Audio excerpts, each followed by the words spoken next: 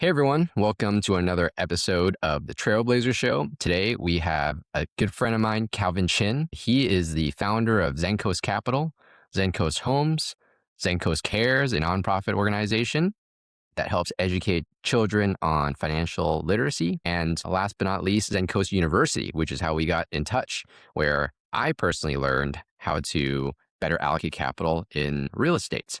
So thank you for helping me and mentoring me, Calvin, and also bringing me into two of your real estate syndications in Tennessee. Really appreciate the opportunities there, man. Yeah, of course, man. Thanks for having me on. Yeah, it's my pleasure. I'm really excited to dive in deeper. I mean, that's just a high level introduction. There's a lot more to you, right? Like you were in tech sales for a very long time, had massive success there. You've told me the story about how you lost your first real estate deal. You lost $100,000, which is no joke. But yeah, why don't you give the listeners just an introduction about yourself and what you're up to nowadays? Yeah, yeah. So I think, as you mentioned before, I come from a background where I was always taught that the right thing to do was to get good grades and go to a good school and get a great job. That's what I did. Right? Luckily got a job in tech when it was really booming, and at a small company called Oracle, and I thought I had made it. And I would say 6 months into the job, I was like, "Holy crap! Is this what I'm gonna be doing for the rest of my life for the next 40, 50 years?" I was, you know, in tech sales and I was making, 50 phone calls a day, getting chewed out, every single phone call. So I was like, man, this is gonna suck, right? But I sold a lie, right? And luckily, like a lot of people read Rich Dad Poor Dad, that kind of opened up, was the red pill in the matrix for me. And I kind of understood that there was a whole world out there, but was too afraid to actually act on it. So it was in that analysis paralysis for a long time. And when I finally did, I lost that 100 grand to that flipper. So that wasn't very fun. But what I find is that the most successful people that I've ever met, not just in terms of money, but in terms of true wealth, which is, yes, has financial resources, but also has a lot of time with their family, has energy to work out and be healthy and to give back as well. They all had the same story at some point, and so it had that resilience to continue to go on and continue to just learn and grow, and that's what we did too. Was that was a very big learning lesson for us. I would never take it back, right? Because it made us who we are today. Nowadays, I think we have about almost 1,400 units across 7 different states, and I just feel blessed every day that I get to you know, co-create with amazing human beings, and that's what life's all about. That's incredible, man. Yeah, I think a few months ago you shared that you guys had acquired $88 million of real estate transactions, right? Most people would have stopped at the 100K loss. They're like, I got to cut my losses. I'm doing something else, Yeah, right? And I yeah. feel like those are the things that filter out 95% of the people out there from, continuing going down the same route. Like, what got you to continue going, moving forward? All right, don't get me wrong, right? The first month, I was like, "Man, what an idiot. God, such an idiot." Like, I was like, "Man, like, I'm just not gonna do real estate. I'm just gonna work my job." And where my human needs actually is security, right? And so certainty. And so I was like, "Man, like, real estate's tough. Maybe I'll just work my job." And I was shout out my wife, who, is a very abundant thinker, is like, "Hey, like, yes, this sucks, but, you know, think about it as a very expensive education. People go to an MBA for way more than that, right? Go get into debt to become a doctor for way more than that. And guess what? Like, we had to be able to take that education and use it. And guess what? We were 24. I was 24 at the time, and it was the best piece of education that ever happened to me. And I think that's just a shift right there. It's like either you're gonna think in abundance, which is, hey, this is happening for me, or you can think in scarcity, like, hey, why did this happen to me? Right. And it's a huge energetic shift, right? So I mentioned resilience and sure of all the things, and for when what I find that my mentors and successful people have done, but all of it's right up here. It's how you look at every single situation. And I guarantee you, and I challenge everyone to do this exercise, you can go and find the worst experience that you've ever had and how that made the person you are today in a positive way. It's a great exercise. I just did this at a retreat we just hosted this last weekend, and it's just like eye opening. Like, holy crap! Like, yes, like Thank you for that bad situation because it taught me and made me who I am today. So let's talk about retreats, actually. Mm, But you hosted Zen Coast University retreat recently, right? I think 40 people attended. mm, mhm. You just came back from another one. How do retreats play a role in your life and in your success? Man, retreats have played a role in my life as an attendee first, right? I went to so many different retreats. I remember one that I went to in Yosemite where I had a group of guys there and it was us over the weekend. We did some fun stuff. We shot some guns in the mountains. We hiked. We, polar plunged in the lake, right? And then we did like hot seats. At that point, I was still working my job, but we had a bunch of real estate. My passive income was outweighing my salary at work at that point. But I was just too scared to leave, right? I knew I didn't want to work forever, but I was too scared to leave, right? And a lot of it, I would say, I think traditionally, man, like I honestly truly felt that like my parents loved me because I was successful in a great industry, had a great job in general. And if I left that job, maybe I wouldn't get that love, Mm. right? And so, you know, uh, so I stayed in. I was people pleasing, right? I wasn't doing it for me. I was doing it for other people. And that retreat, really, a bunch of guys poured into me, and they're like, "Dude, like, what are you doing? Like, like it makes no sense. Like, do it for you, man. You got a whole life ahead of you." And that just gave me the courage, right, to actually like leave my job. So, while we host retreats now in St. University, and we just came back from our Ikigai retreat, which is our business mastermind, and because I see the transformation it makes in people, right, in general, like you spend a weekend with just hot people that are operating at a higher frequency than you are, or at the same frequency you are, magic happens, right? I'm not just saying like, oh, like, man, like I found a deal. No, it's more like, hey, you get to become the version of yourself that you need to be to hit all your goals and achievements. And even if you do not, what you get from any kind of experience like that is that you already feel like you're enough and you don't need that. And really that's all we're all seeking in general is really true happiness. True happiness isn't buying more real estate deals. True happiness is being okay with any outcome, but enjoying the journey. So walk me through what the that one retreat that you attended that made that shift. Like, was it a certain formats? Were you in a hot seat? How did you come to that realization that you were pleasing your family? Yeah. Yeah. Yeah, because a lot Yeah. of people don't even recognize. Like the Yeah. first thing is awareness, right? Yeah, yeah. So yeah, hot seat, man. Like, so basically, that's all we did, man. So we'd either like morning time, we had coffee, we chill together, we go out, we do something fun, right? Come back, and then everyone was rotate being on the hot seat at least once during the weekend. I think there was like 12 dudes there, right? And that's it.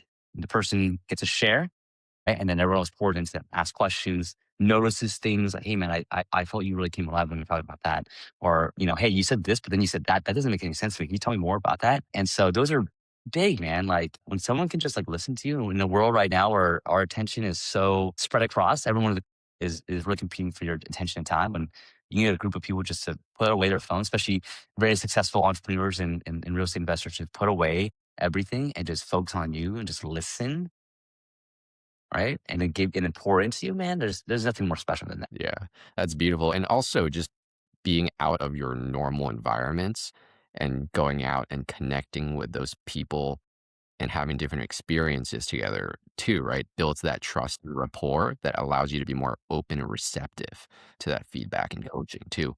Versus Right. imagine like a random conversation with a friend and a friend goes, "Hey man, I think you're screwing this up." You're gonna be way You're less like, what the heck, receptive. man? What the heck, dude? Yeah, you might not be friends after a few of those. Like, where the heck did that come from, man? Mhm. Yeah, 100%, dude. 100%. So, That's amazing. So, talk to me about what you think about your personality helped you earlier on, but maybe later on became more of a liability to you. man, okay. I love that question, dude. So, I would say part of my personality, man. So, when I was younger, I was a grinder, right? Like, I felt like growing up, I had two sisters that were extremely smart, like extremely smart. And I was smart, but I wasn't like they were like 4.0 students. Like, I was a 3.77 student. For an Asian family, that's not great, right? Like, and yeah, so like, I always kind of felt like, okay, like if I'm not as smart as my sisters, my book smart as my sisters, then what can I control, right? And what I can't control is I can grind more, I can put more time, I can work harder than anyone else. So, throughout my college life to, I would say, my mid to upper 20s, like that's what I did, right? And that was a personality trait. But what I have found is that what got me to that level won't get me to the next level, right? Like I can't just continue to grind, grind, grind. I got a family now, right? I got kids. I got two kids, right? Like I don't want to do that. I don't want to be the grinder anymore. So who do I need to become now, right? To kind of step into the next version of myself, right? And it wasn't, what I identified was it wasn't someone that is just spending copious amounts of time, right? I spent about 25 hours a week working on average in general, and running my, I don't know, we have 3 7-figure businesses, and 25 hours a week on that, right? Like I feel like that's very efficient. None of that is that like, hey, I work 80 hours a week running 3 businesses. Like that's a different story because then I might be rich, but I wouldn't be wealthy. Yeah. S- How do you spend the 25 hours a week right now? That's a great question, right? So dashboards, right? So 2.5 hours a week goes to managing our current assets, right? So that's a lot of dashboard and strategy, right? So like the dashboards, look at the numbers, look at trends, and then try to make decisions and how my team implement that. You know, And you have your team updating those dashboards for you, right? So yeah, it's correct. revenue metrics, expenses, profitability. It could be those kind of numbers. Those are outcome numbers, right? We even have leading indicator numbers too. So like What are those forecasting. leading indicators that you track? So, like for example, in asset management, right? I'll look at like, okay, well, leasing summaries will have like guest cards to showings to applications to leases, right? And so, hey, we're taking longer than usual to fill out a unit here. Okay, well, why? Is it a guest card thing? Is it a showing thing, an application thing? We're in the stack, or is our conversion ratio low? Right? And so then we can make a data driven decision from there. Mm. So that's the same thing I do in my. So funny, man. I feel like my week, my 25 hours a week, dude, like so much of it is now like internal calls. I have one-on-ones, I have my team meetings, I have combinations of different people that I talk to. I might talk to, John and Jane on team meeting number one. Then I talk to Jane by herself, and I'll talk to Jane and Mike in team meeting number two on a different business, right? Because we also have a vertically integrated stack where I have a shared management company where like these groups of people will also be working on this business too, but in the same job description, right? And Right. so it's like, okay, cool. Now we're talking about this business now, right? A So lot of we just efficiency there as well, right? we You joke have around that all the trust time. in the Yeah, core. we joke around all the time. We're like, "Oh, we're code switching right now." All right, like, which business are we talking right now? Like, what is this? Like, so it's just, I feel so blessed because of that though, because like I love my team in general, and I get to. It's like I joke around with them all the time. Like, hey, like I'll have days where all my meetings that day are having meetings with just different combinations of the same people. No, like, this is hilarious, right? But it's like so funny because you like people and you get to do life with them, then it never feels like work a day in your life. So part of the 25, 2.5 hours is reviewing reports. And then Yeah, what does the other I'd 22 and a half say like hours? another like 3 hour or 2.5 hours, and is like capital group is like evaluating deals, talking to brokers, right? The other probably like 18 hours a week. Actually, let me pull it up real quick. I'll give you some real numbers here, even this week. Yeah, I'd love that. So insights. So on the education stack of things, so 25 hours in like Zencoast University, which includes our EI mastermind as well, and all kind of education stuff. So a lot of internal team meetings there too, right? So 5.3 hours in our Zencoast Capital, about an hour in my nonprofit fund and adventure. I got about 2.5 hours there, about 2.5 hours in health, and 9.3 hours in family, date nights, things like that. Mm. So yeah, there's that. That's kind of the split for the whole week there. So That's amazing. And then talk yeah. to me a little bit more about your team. What does that look like? Okay. Uh, Imagine an org chart, right? On the right hand side, that's like my managed service company, right? Side of things. So I've got VP of people, I've got in person executive assistant, right? Then I have a director of ops, accounting manager, a bookkeeper, social media person, and then a marketing consultant, right? And on the left side of every org chart, so that's always the same org chart on the right side. And on the left side, right, it's going to be per business, right? So we own our property management company, right? So then I have my regional manager, my PMs, right? My assistant PMs, yeah, all the PM stuff, and then the bookkeepers kind of work with them too. Uh, in our communities, right? Same thing. That I have my coaches on the left side, for example, and so yeah, every kind of business has a similar format where left side, right side kind of thing. The side's always the same. Right side is or left side is always for the business. Got it. That's awesome. And I love how you have it left and right instead of like top to bottom too. Right. It's a way for me to even visualize it too. Right. Yeah. And so if like I feel like now you're sort of at the height of your success, right? What do you think in your life right now still feels unresolved?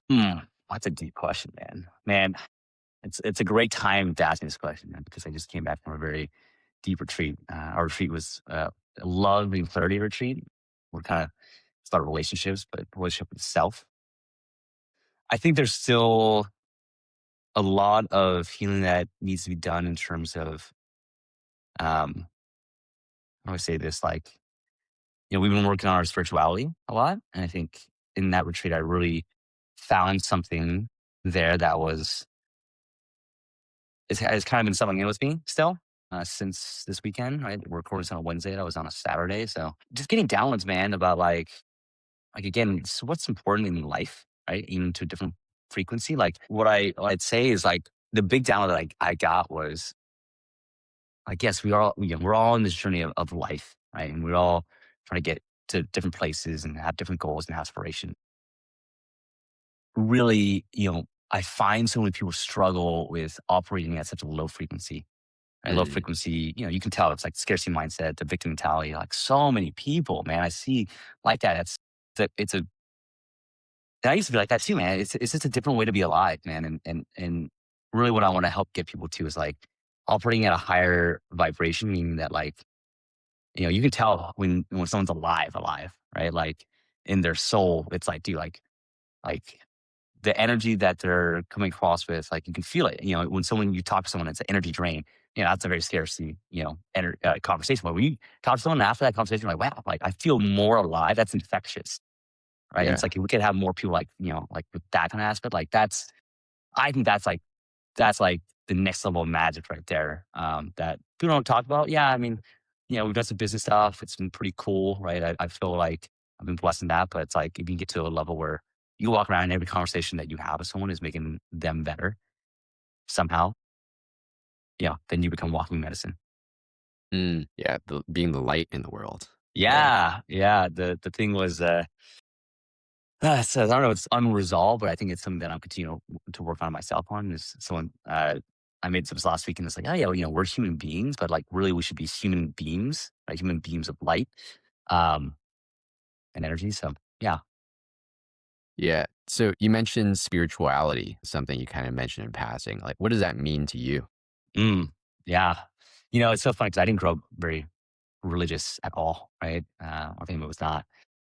I always kind of felt like there was something else out there, but now I almost kind of I feel like it's a knowing that there is, and I still believe in like energy, and that we all have energy in general, right? And that's, um, yeah, that we all have a soul as well, and that like, I've heard too many stories. We have a family friend that when he was a kid, he got run over by a car, and he actually flatlined for a minute.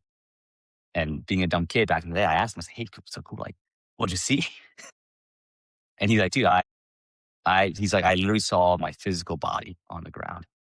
And that Mm, was, like, trippy as heck to me at that point, but now I'm like, I think I understand, right? Like, and it kinda goes back to, like, the energy piece of, like, so I relate spirituality to, like, spirit energy in general and, like, being able to manifest and have law of attraction by operating at a higher frequency, right? And and if you can combine all those things together and it's, like, not that you should be someone that is always in abundance. It's impossible to. We're all human beings. Like, yes, sometimes I'll feel like I'm on top of the world, and sometimes I'll feel like, I'm in grief, right? And I'm operating at a really low level. But I think to that point, like it's being in touch and aware, right? Awareness of it and saying, okay, like I'm operating at a low level right now. How do I get myself out of that? Right. And again, going back to even my mentors and the people that I really look up to as role models, you know, we're all human beings. We'll all have those ups and downs, but it's like when you get them down, it's just understanding that you're there and then figuring out a way to get yourself back in a higher energy. yeah. So what do you do during those days or hours that you're operating at a lower frequency? Yeah, it's so there's a stat out there, right? 91% of your thoughts and what you do every day are the same. Isn't that freaking nuts? Right. And for all my W2 people out there, man, I used to be in that same boat every day. I wake up, have the same coffee, sit at my same desk, do the same things, right? You become a machine, right?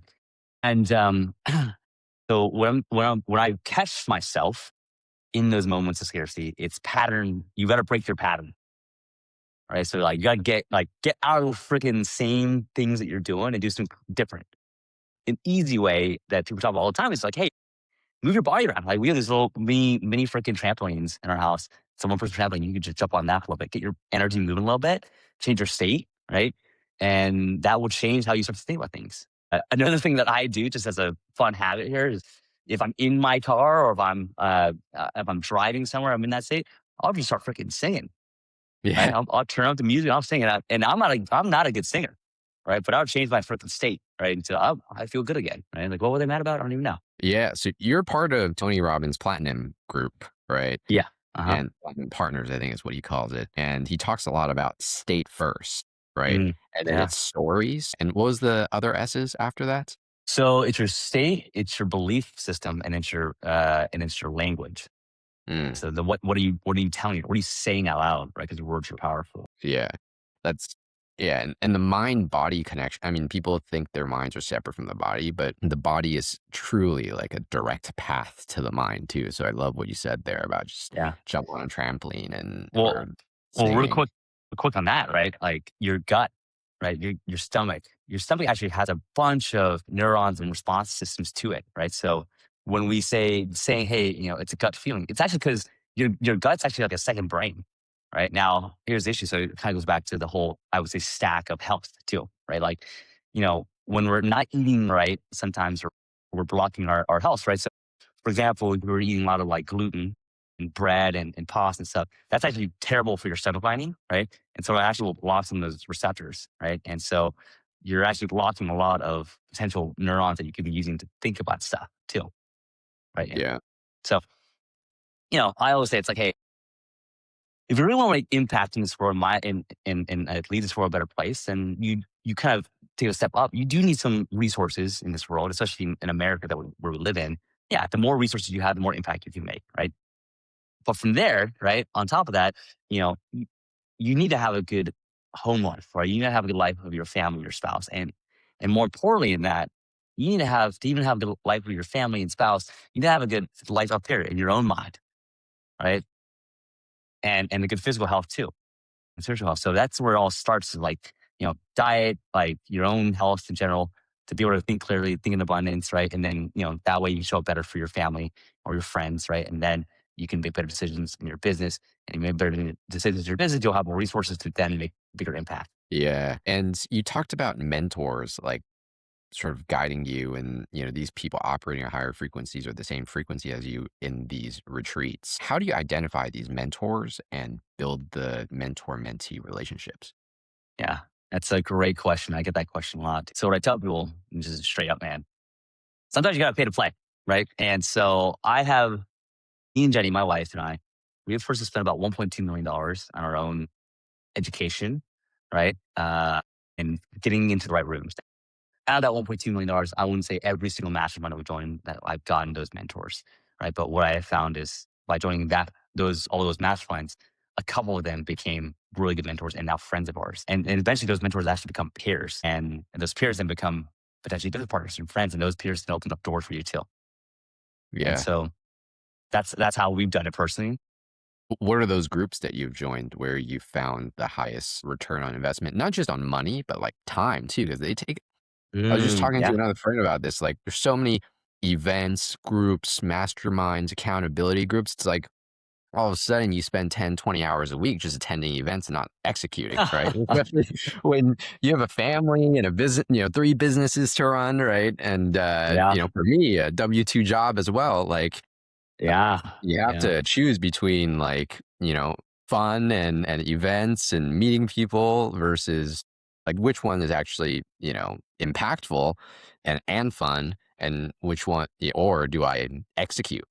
Yeah. Yeah. It's like you can join a bunch of these masterminds, but really like if you don't have the time, right, you're not gonna be able to do it. But here's the kind of what I'd say about that is that you'll always prioritize you always find time for what you prioritize in general, right? So if it's that important to you, like people are always like, yeah, I want to change my life. I want to start a business. I want to buy real estate, right? And then they start to like realize how much work is, and they're like, yeah, never mind, right? That means it wasn't important enough for you, right? So that's probably why it's still 90% of people fail there, right? But I'd say a lot of groups have changed my life, platinum partners, and Tony Robbins, for states, and like I just think when we make decisions at a better state, like, oh my God, it sounds so woo woo, but like, don't knock it till you try it. I used to not believe really in that kind of stuff. Fortune Floors was the first one that we joined ever. That was actually a real estate one that I remember What is that Jenny, called? it's called Fortune Builders, right? Fortune builder. And Jenny, my wife, you know, she had gone to an event and she kind of tricked me actually. She was like, hey, Calvin, can you come pick me up at this event? And I was, in my early 20s. I was hungover. I went to go pick her up and everyone's jumping around like Tony Robbins, right?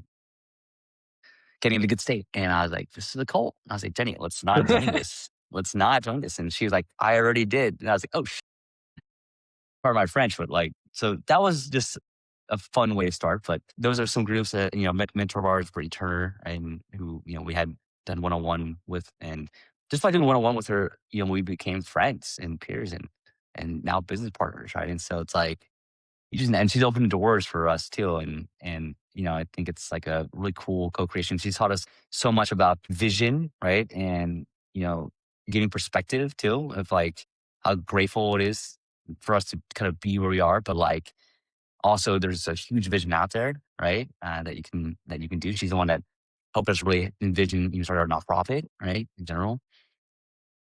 Now we have what I actually love right now and where I find a lot of energy is our Ikigai group, which is our business mastermind. So for like other small business owners, but it's not about just like the business side of things. It's about the concept of Ikigai, which is, if you haven't looked it up, look it up. It's a Japanese term for basically finding your purpose, if you will, right? Like what you're good at, what you get paid for, what the world needs, right? What gets you excited, right?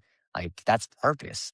So, being able to attract like-minded people and then co-create and build together. I think that is something that is giving me a lot of energy right now of like, wow, like, pouring into the next generation and seeing everyone grow too. So a lot of people come to you for advice. A lot of Zen Coast University students probably ask you a lot of questions about real estate, etc. Maybe passive income, wealth, mindset. What is a question you feel like they should be asking you more that they don't ask? I think it goes back to identity. Honest.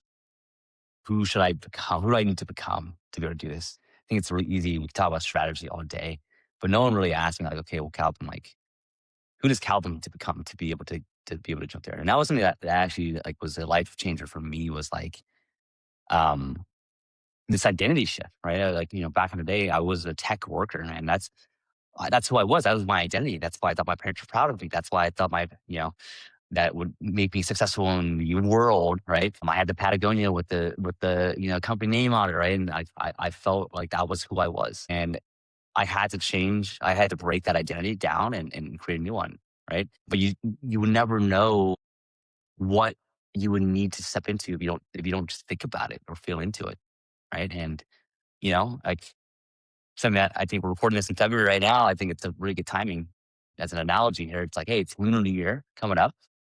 Kevin, what was the lunar animal this last year? I don't remember actually. It's actually Um, it's the snake, right?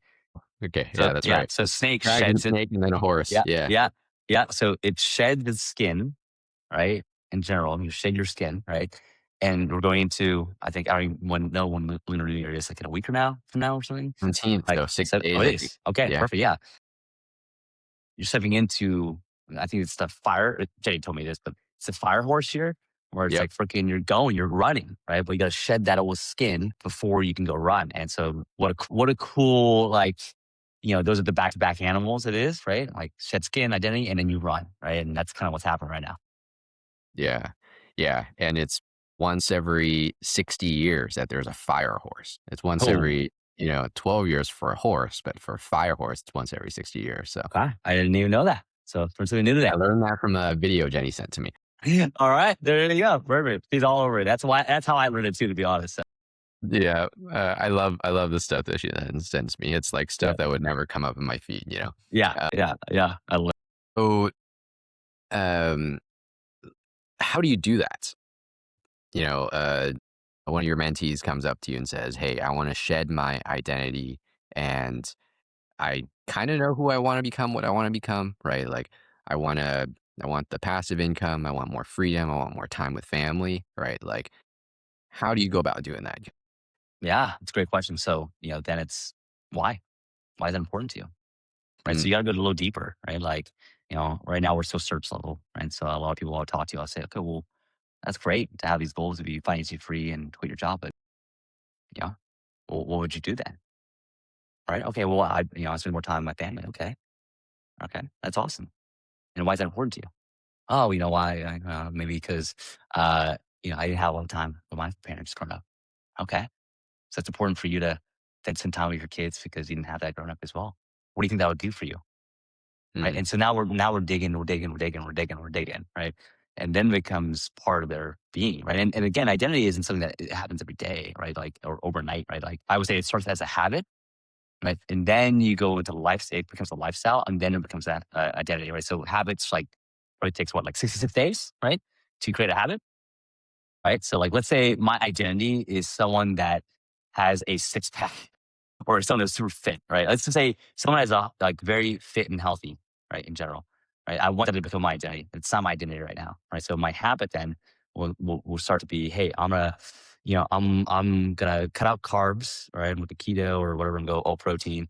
I'm gonna work out every day of the week, right? One cardio, one lifting day, right? And then I'm gonna do that for 2 6 days, right? So for the first 6 6 days, right? It's just a habit. You're trying to build that habit, right? After that habit, it becomes a lifestyle for you. Okay, now like, hey, I'm someone that works out, right? Like I'm a health, I work out, right? Yeah, sure, right. And then after like 180 days or 360 days, then it becomes your identity. Now I'm fit. I'm someone that's really fit, right? And then it's crazy because when you get information from the world that is against the identity that you think you are, that's when people get really like depressed, right? It's like, well, I thought I was this, right? But the world said I'm this, so I'm out, right? I'm messed up. And I have an example of that recently. Like, actually, we talked about this actually when we hiked the yep. the A1C little thingy, right? And my identity, right? Like I work out every day. I eat healthy. Like my identity, like I'm a healthy person. And this A1C was telling me the opposite way. And so my world was shook, right? Because it said my sugar levels were off the freaking Richter, right? And I told you, I was like, yeah, I was going through it that week. I was like driving and like listening to sad songs and stuff. And then when we figured out that actually the reading was wrong, right? After using another device, my identity was back, right? I felt good again. So, uh, so yeah, so I don't know if that even answers the question, man, but I think that's the path that you can take to even building identity. Yeah, no, you definitely did. Just to summarize, it's and feel free to fill in the gaps, by the way. It's like really going, I think the textbook suggestion is like 7 whys down, right? Because like you go Mm. why 2 or 3 times, it only goes so far. And then it just by the time you get to the bottom of it, it's like, because I want to feel loved or Oh, I'm afraid of XYZ, right? And then yeah. making that why and the pain so large that if you don't get to your identity, that it's even more painful, right? Like Mm, understanding that why more.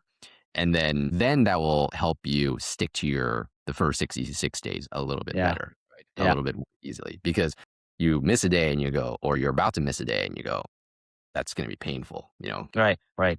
I won't be my identity. I won't receive that love, because I feel like I'm fat or something. I don't know, man. But, so Yeah.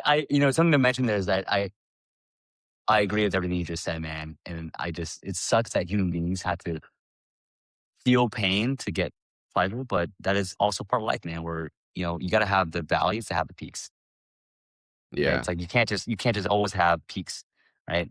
Because if you do always just have peaks, now there's no perspective, right? Everyone that's probably listening to this podcast right now, that lives in the United States, I mean, we're all so blessed already, right? Like we may not feel like it is because maybe we're comparing ourselves to other people all the time. But man, great perspective. One Brittany actually taught us is, she brought us to a mission trip out to Honduras where we went to serve kids that had been sex trafficked and were all orphans, right? And all of them had HIV, right? All 50 kids. And so we went down. They didn't have even hot water. They had no screens on their windows. Their roofs were leaking, right? And we basically like home maked over their house, right? Like we painted, we fixed their roofs, gave them hot water, right? Like all that stuff. And what I got out of that was those kids, all they wanted was love, right? And then coming back to America, where we have everything, right? Like the person that is, not doing well in America would be doing amazing compared to these kids, right? And so we've got nothing to ever be sad about in general. That's just a choice at that point. Yeah, I mean that's couldn't be more true. So obviously, I come from an immigrant family, and I went to China a lot for work and Mm, manufacturing and product development from 2013 until 2019, basically right before the pandemic. And every time I would visit, I would realize, holy smokes, I won the lottery. yeah. 'Cause, I mean, China's very developed now, but like if I grew up there, I mean, I did okay in school and went to UC San Diego and stuff like that. But if I was in China competing with those kids, I'd be a waiter. Nothing against waiters, the waiters make a ton of money in San Francisco, but like it it would have definitely limited my access to opportunity and access to peers like yourself and mentors like yourself, Yeah. right? Yeah. It's Yeah. different. We have so much more access to opportunity here. It's wild. We could literally do whatever the heck we want. Yeah. Yeah. I love that word access to opportunity, right? It's in America, but especially in California, right? Yeah. Holy moly, how much access to opportunity there is here, right? One of the things I love, man, about just the Bay Area, man, Northern California, is that everyone here is so motivated and ambitious, and like they want to change the world. And it's good and bad, to be honest, right? Like it's great because if you're in that same wavelength, it's like it's infectious, right? If you're not, then it's not, right? But I feel it, man. Like when we go to Hawaii all the time, it's like time is slower there. Yeah. Like you could be like freaking, you wake up, you could like read a book, you can work out, you work all day, and it's only been 5 minutes. Here in San Francisco, it's like, man, sneeze and it's, the next day already. Hmm. Yeah. Why is that? The pace of flight, man. People are just going, running fast and doing a bunch of stuff and, being efficient and using AI and, all that stuff. I don't know. What advice do you think like come from the Bay that sounds smart but fails in real life? What advice that comes from the Bay or like Yeah. just like Or living in the Bay Area that you kind of yeah, notice that general like advice that people think, yeah, that sounds about right. And yeah, I should pursue that or follow that, etc. But I'm actually gonna is I'm gonna yeah, be super contrarian here, man. Like, yeah. we're in the Bay That's what I'm Area. looking It's for. AI central, right? Like efficiency, everything is done online and virtual.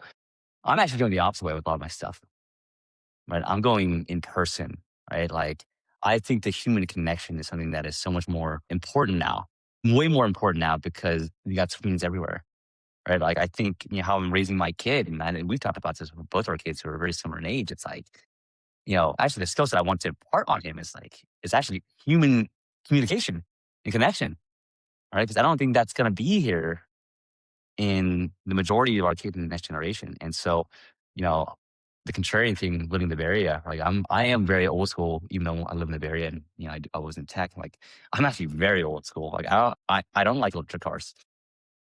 I don't, I do use AI, but I use it as a supplement to help me right, understand myself more and connect with more people. Right, people are on Zoom all the time. I love live events. I love seeing people in person. I'd rather fly somewhere to meet with 10 people than go online on a Zoom call to meet with 100. Right, to me that's more depth in general. That's my theme. Actually, it's been my theme for the last 2 years, to be honest. And that may not ever change now that we're in this like cycle of like efficiency, automation, driverless cars. Like, dude, I love driving, right? Like, that's therapeutic for me. And Hmm. so that's my contrarian view on, not being a good boy from the Bay Area, but that is like life that advice I like to give people. That's awesome, man.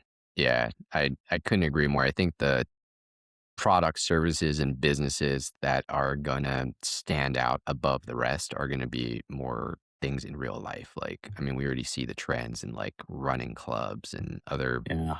in events and social gatherings and sports, in-person sports. Yeah. All of those different businesses are taking off like a rocket ship right now, especially after the pandemic. Yeah. Yeah. 100%, man. I love it. Pickleball, right?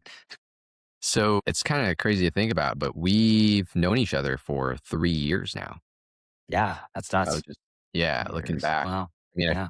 honestly, I feel like I just, you know, got into the real estate space not long ago is what it Yeah. feels like. But time flies, and it's been 3 years since you and I met. Yeah. What's through our interaction so far, et cetera, what's patterns do you think I have that is preventing me from growing or limiting beliefs that I have? Or Mhm. yeah, what do you think is something that's limiting my growth from what you know of me so far? Mm. Well, I'll put it back to you on our question, right? So it's always understand before being trying to be understood, right? Like, Hmm. where do you want to go? Yeah. Well, I think the goal is to always have more time, right? Mm. Okay. We've definitely been putting most of our time in more active investments like Airbnbs. Yeah. I mean, we've done a couple like smaller investments in syndications with you. We obviously have our, passive, brokerage accounts, in the Yeah. S&P 500 and Vanguard, et cetera. Yeah. But I would love to accelerate growth of my wealth and money without having to put in more time. I would say Okay. that would be the goal. Right. Well, let me ask you this real quick. Secondary question here is Sure. what would that do for you to have more money, but not Yeah. less, but not I using more think time?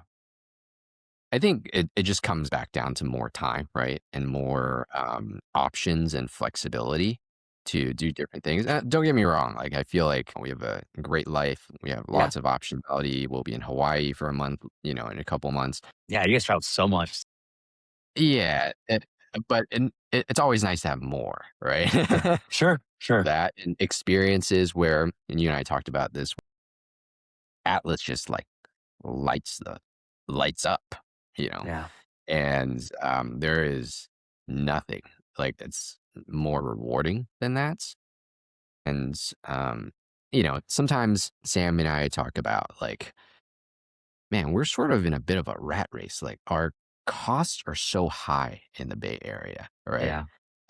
That it almost it raises the bar a lot, for us to feel, like, super, super, financially secure, right? We're very comfortable, but I feel like just, we can't retire yet. I'll put Sure. it that way, right? Yeah. Well, um, and then let me also reframe that too. Like, in our work and our day-to-day life, like, we enjoy, like, I would say 80-90% of the work that we do, which is why we're in our W-2 jobs. But there's always that, 10% or 15% that's like, man, it'd be nice to just like not have to do that too. Right. So it's just being able to shift the time to doing stuff that you and I talked about, like, Yeah. doing more like outdoor glamping projects, etc. Right. Yeah. That gives me more energy. Yeah. So yeah. So those are my aspirations and what I am actively working toward. Yeah. I love it, man. I mean, if we had another hour here, I would kind of drill a little deeper on it here more. Yeah. One thing that I would say, and I think you're on that same path already, is I think a lot of investors go through the same kind of cycle here where you guys are going a little bit bigger, right? In general, in my opinion. It's like, as you talk about time, and I'll give you an example, right? Like, I used to do all these single family per projects, and it's great. Do a per project, your capital back, and you're making $100 capital a month. That's going to take forever to get to my end goals, right? And so my realization was like, okay, well, I got to get a little bigger, right? But what if I could do this but add a comma to it? And then it'd be starting to worth my time more, Yep. right? Because a big project is the same amount of time, maybe even less than a small project. The only thing that's a barrier there is probably the fear that you don't know how to do those bigger projects, Right. right? And to be quite frank, what I've learned and what I've seen from people is that no one freaking knows what they're doing. The ones that do it are just ones that are courageous enough to take that jump and they figure it out, right? And so for you, you were working on some big things, man. Now I think it's time to just pull that trigger, right? Like okay, like if I could just do it a little bit bigger, then I can get the same maybe percent returns, but on a bigger number, right? And that would have taken me 10 residential deals to do or 100 residential deals to do, but I just did in one deal, and that's a lot faster. And I think that's the key, but it's also the scariest. And I would be the first to admit it was scary as crap for me. And I kind of see you in that journey now too. You've been doing real estate for a while now. You've had some success with your stuff, right? And now it's time to take it to just that next level, right? That may feel uncomfortable, right? And scary. But if it feels scary, it probably means you're in the right place. Right. I appreciate that, man. Yeah, definitely using this as more of a therapy session at this point. We are all in therapy no matter what, dude. I think coaching is just another word for therapy, to be honest. Yeah, I agree. For people that can't admit they need therapy, Yeah, but yeah, pretty much. want it, Yeah. acknowledge that they Yeah. want it. Exactly, Well, exactly.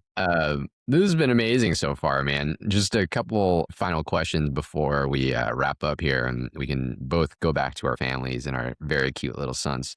Mhm. So, what are top 2 or 3 books, podcasts, YouTube videos, or even movies that Mm, has made a fundamental shift for you? man, even movies, man, that's a big one, dude. Well, I always go with books, dude. I mean, I'm gonna give the easy one, which is Rich Dad Poor Dad, sure, right? But a Mhm. really book I really love too. I'm actually about to rebuy it because I lost my copy, or I think I gave it to someone. Actually, I think I gave it to Wilson. Actually, is Tools of Titans. Mm, What an amazing book! Very yeah, short. Like it's not short. It's freaking long as hell, but it's very short chapters because it's interviews of all these amazing leaders. And I love because it doesn't just talk about business; it talks about family, it talks about health, right? And so it's very holistic in that regard. And you just get into the brain of other people, man. I think it's the easiest way to kind of get to the brain and hear about other people's like major stories. Obviously, those 2 books. The third book I really like actually is Diary of a CEO. Very similar structure to mhm, Tools of Titans. 20 or so rules, right? And just so conceptually very simple to digest that it just allows you to conceptualize it better and just roll with it. yeah. That's awesome, man. I think another one you would like is I have it right here. I forget the title. I never remember names. Excellent Advice for a Living by Kevin Kelly. I don't know if you're familiar with that, but No, never heard of that. Yeah, yeah, I'll read you a couple actually. is it like a daily kind of like? It's just super practical stuff that's I hope I open up to a good page here. I'll read it to you. Very short stuff, just like wisdom from this incredibly wise person, Kevin Kelly, the founding editor of Wired magazine. So constantly search for overlapping areas of agreement and dwell there. Disagreements will appear to be edge cases. I mean, it's just so much truth. That's so true, you So know? deep, so deep, so deep. Yeah. But like, every night I'll just open it up, read a couple of those and go, damn, that is true. Yeah, I love those like little. So as a father, right? Like I take out this book called The Tao of Daddying, Hmm. which is a great name for a title. But same thing. It's like very short, like just words of wisdom, right? And it's like so deep. You're just like, I don't think about that for a second. Like, wow, okay, crazy. Yeah. And I love to just like talk to chat about it too. Yeah, And that yeah, pulls in like all the context from all the stuff that I've been asking it. And then goes, oh, would you like to apply that to this? And then we yeah. just we Going on a just rabbit go. hole. Yeah, Yeah. it's like the new like Reddit and the new Wikipedia is chat. Yeah, Yeah. I'm listening to 7 Habits of Highly Effective People right now. It's a thick book, right? And every chapter, I'll be like, hey, chat, give me the summary or give me the bullet points again. Let me remember exactly what it is. So, yeah, Hmm. like it's also like reading, but like, I used to Audible a lot, but what I really found was that if I could just sit down and be in silence and read a book, like actual physical book, I actually will comprehend it more, Mm, right? Like yeah. reading the words of it versus just listening. I think every person is different now, but because I used to be an Audible person all day long, but now I'm Like I love the physical book. Yeah. That's that gets me juiced. Yeah. That's amazing. Have you used Notebook LM? Nope. Oh, what is that? It is incredible. So it's a tool by Google where you can upload a book, or I don't, it's probably not the do that, but you can like you can upload chapters of a book, I'm context. not gonna lie, man. I was gonna say some stuff about the tool I use about uploading some books and certain things. I'm not gonna say it, but yeah, there are definitely things out there that could help you be more efficient, and we could talk about it another time. Yeah, for sure. But yeah, one real quick thing on Notebook LM. So you can upload the book and then it'll like summarize it to you in a like podcast form. And then you can Mm, interact with it, ask it questions, and then have it quiz you. So the retention of information is just insane. that's Um, nuts. That's actually pretty cool. That's really yeah. So cool. like if you get massive decks or like have a lot of information to digest, like I upload it, go on a walk, and I just go to town with it. That's pretty cool. I'm looking it up right now. Man, AI is Yeah. getting crazy, isn't it, man? Like this is even more so. We're just gonna be talking to Google, dude. That's gonna be our best friend now. People are gonna marry it to Google and stuff. Like, damn. It's really scary. Anyway, let's wrap up the ship here. Let's so where can people learn more about Zen Coast University, what you're working on right now? How can people find you? And any asks for the audience? Yeah, man. I mean, you can always find me on Instagram. That is my small addiction right there. So you can always DM me, calvinchin.rei, or you can go to our website at Do you Zencoast. answer those messages yourself? Sometimes, if I'm looking at it, sometimes my team does, sometimes I do, right? You just never know. Maybe you Nice. get lucky, right? Uh, Yeah. All right. DM Calvin. Give it to him. yeah, yeah. And my only ask is, just treat people like how you want to be treated and just make this world a better place. I love it, man. Well, I just want to thank you again for your time, your mentorship, and the high frequency that you bring into my life. So appreciate you, man. Be that walking medicine, brother. Thanks for having me on. It was a fun time. Yeah. Thank you.